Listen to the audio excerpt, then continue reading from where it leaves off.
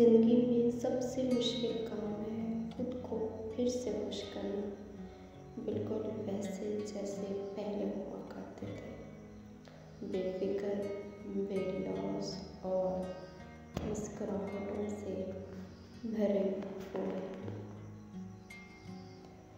किसी ने पूछा मोहब्बत क्या है, मैंने जवाब दिया जो तरसता है उसको मिलता नहीं, जिसको मिलता है उसको कदर नहीं। लाइल्मी भी खुदा की बहुत बड़ी नेमत होती है। कुछ बातें हम जान जाएं तो बहुत वसीयत देती हैं।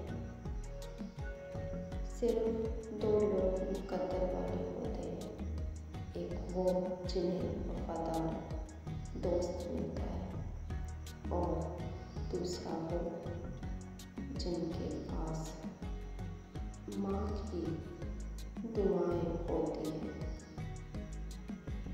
कभी मैंने किसी को आजमाया ही नहीं, जितना प्यार दिया उतना कभी पाया ही नहीं।